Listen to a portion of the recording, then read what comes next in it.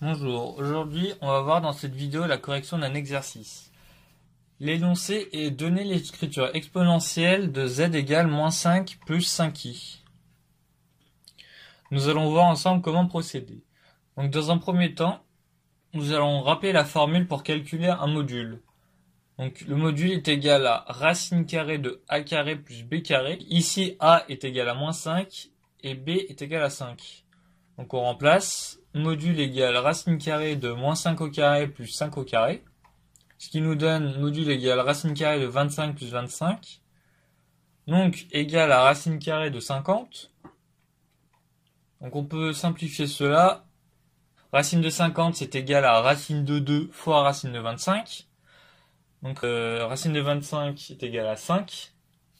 Donc cela nous donne 5 racines de 2. Donc le module est égal à 5 racines de 2.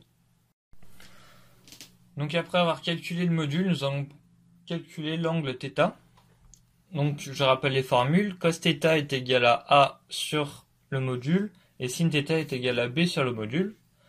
Donc dans un premier temps, nous allons calculer cos θ. Donc cos θ est égal, si on remplace, à moins 5 sur 5 racine de 2. Donc sachant qu'on ne peut pas avoir de racine carrée au dénominateur, nous allons simplifier cela en multipliant le numérateur et le dénominateur par racine de 2. Donc ce qui nous donne cos θ est égal à moins 5 fois racine de 2, divisé par 5 fois racine de 2 fois racine de 2.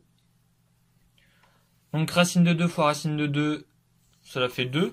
Donc ce qui nous donne cos θ est égal à moins 5 racine de 2 divisé par 10. Ce qui nous donne cos θ est égal à moins racine de 2 sur 2.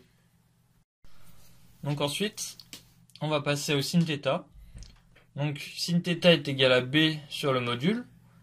Donc si on remplace sin θ est égal à 5 divisé par 5 racine de 2. Donc là c'est pareil, vu qu'on ne peut pas avoir de racine de 2 au dénominateur, nous allons simplifier. En multipliant encore par racine de 2 des deux côtés. Donc ce qui nous donne sin θ est égal à 5 fois racine de 2, divisé par 5 fois racine de 2 fois racine de 2.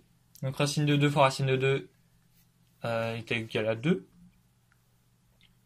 Donc ce qui nous donne sin θ est égal à 5 racine de 2 divisé par 10. Donc sin θ est égal à racine de 2 sur 2. Donc maintenant qu'on a cos θ et sin θ, la conjonction de cos θ et de sin θ est égale à 3π sur 4. Donc on peut en conclure que θ est égal à 3π sur 4.